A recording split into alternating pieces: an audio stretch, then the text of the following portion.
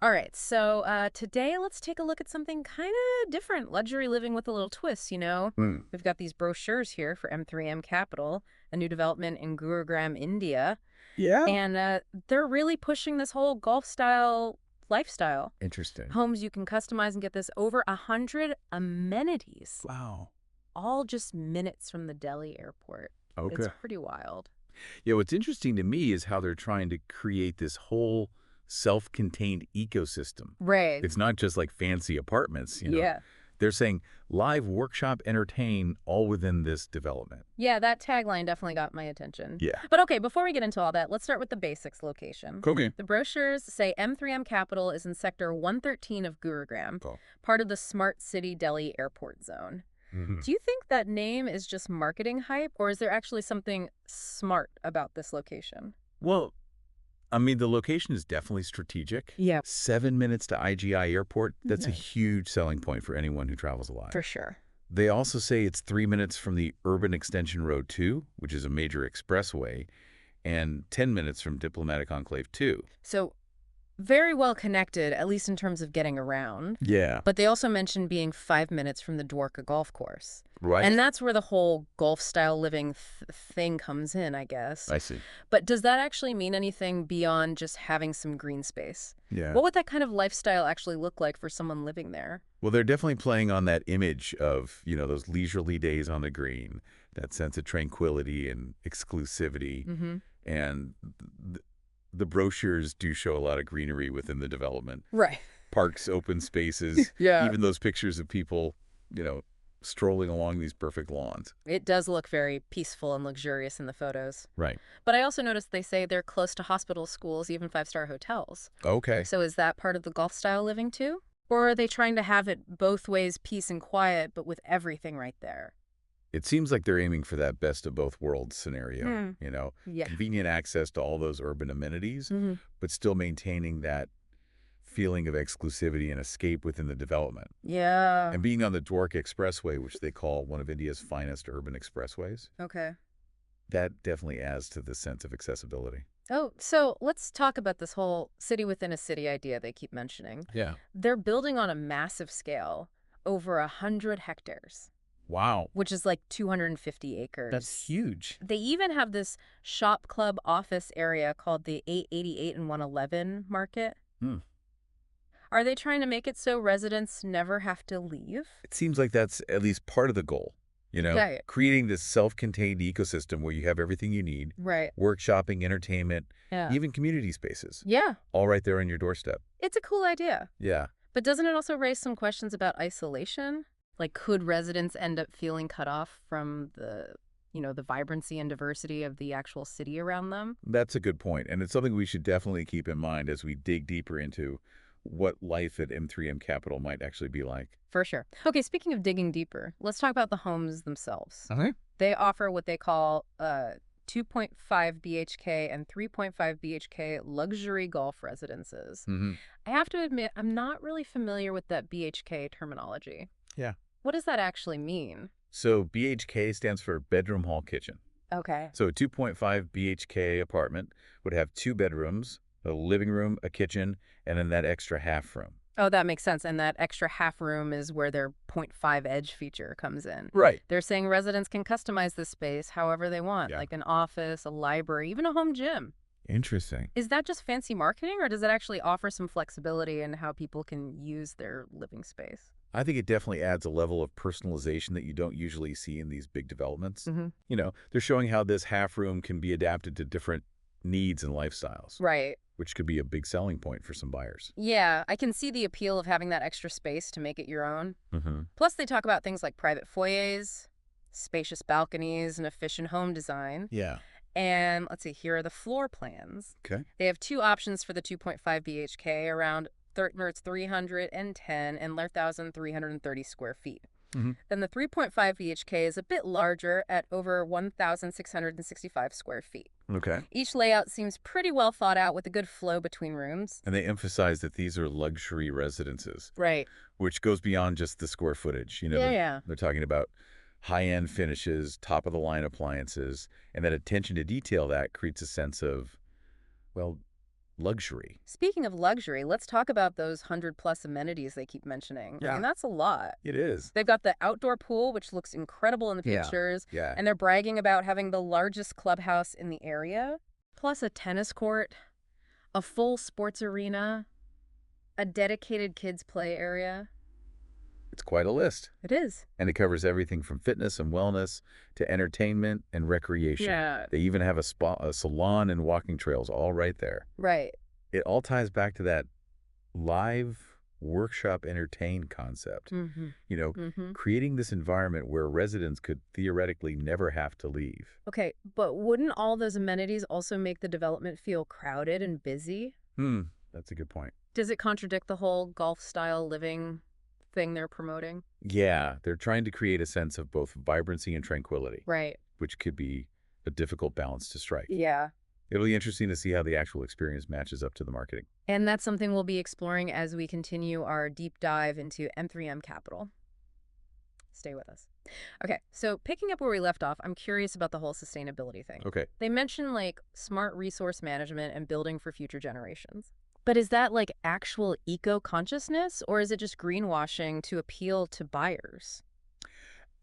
It's hard to say for sure just from these brochures. Yeah. They do talk about things like efficient water usage and solar panels, Mm-hmm.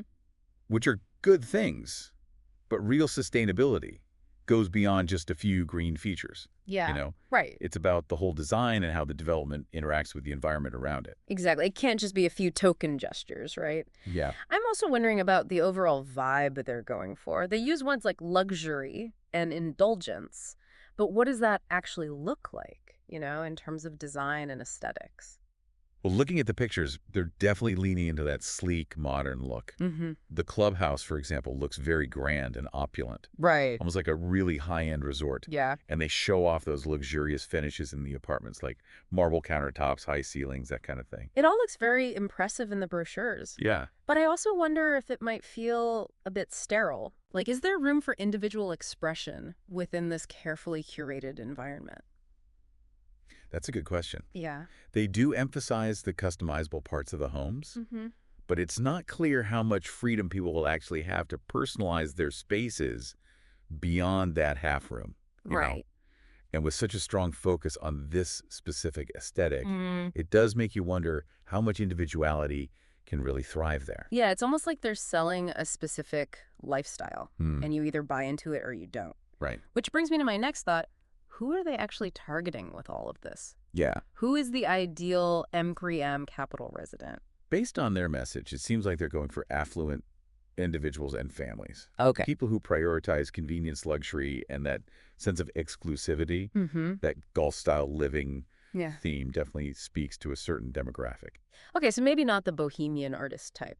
Probably not, although Yeah. they do highlight family-friendly aspects. Yeah. The kids' play areas, the focus on safety and security. So it seems like they're trying to appeal to a range of ages and family structures within that higher income bracket. Interesting. It sounds like they're trying to create a sort of utopian bubble, Okay. catering to a very specific set of desires and values. Right. But is it realistic? Hmm. I mean, can you really create a perfect community free from all the complexities and challenges of the outside world? That's the big question, isn't it? Yeah. And it's not one we can answer for sure just by looking at these brochures. Right. But it does raise important questions about, the nature of community, the desire for control and security, and the compromises we make when we're looking for a certain lifestyle. It also makes me wonder about the impact on the community around it. Yeah. Is this development contributing to social segregation? Or are there efforts to integrate it with the rest of the city? That's a really important point. Yeah. These large-scale developments can often make existing inequalities worse, Right. and create these pockets of affluence that are detached from the areas around them. Yeah. It's important to think about the broader social and economic implications of projects like this. Absolutely. All right, Yeah. so we've talked about location, lifestyle, sustainability, target audience. Mm-hmm. But what about the potential downsides? Okay. What are the things they're not highlighting in these glossy brochures? Well, for one thing, the cost of living in a development like this is probably going to be pretty high.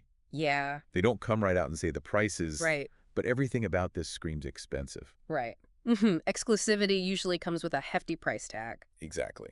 And what about the potential for that bubble to feel restrictive? Mm, I mean, they're offering all these amenities within the development, yeah, but what if you want something different? right. What if you want the spontaneity and diversity of a more, traditional city? There's definitely a risk of it feeling like a gilded cage. Yeah. And like we said before, there's that potential for isolation from the wider city and its culture. Yeah. And even with all those amenities, I'm curious about the whole sense of community they're promoting. Yeah, Can you really build genuine connections in such a manufactured environment? right. Or is it more about superficial interactions with people who share a similar, socioeconomic status? That's a good question. Yeah. Real community building usually comes from shared experiences, Mm-hmm. diverse perspectives, and a sense of belonging that goes beyond just living in the same building. Right. It's not clear how M3M Capital is going to create that kind of deep connection. So it seems like there's a lot to think about here, Yeah. both the appealing promises and the potential downsides. Exactly. And it's important to look at these kinds of developments with a critical eye, Yeah. Yeah. weighing the possible benefits against the possible drawbacks. All right, we've covered a lot of ground here. We have. Let's take a moment to gather our thoughts, and then we'll come back to wrap up our deep dive into M3M Capital. Okay, so as we wrap up our look at M3M Capital, I keep thinking about this idea of a manufactured utopia. Yeah, It's an interesting concept, it is. but I wonder if it's really possible, or even something we'd actually want in the long run. This is a big social experiment, Right. trying to create this perfect community within these carefully controlled boundaries. Yeah. But people and societies are complicated. Mm-hmm. And I don't know if you can just engineer away all the messiness and unpredictability of life. Exactly.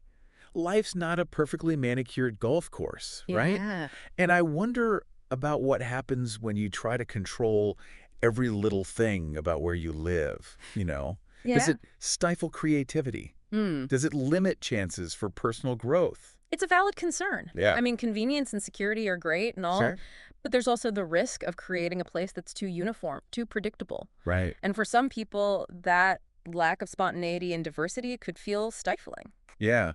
I'm also thinking about this whole building for future generations thing.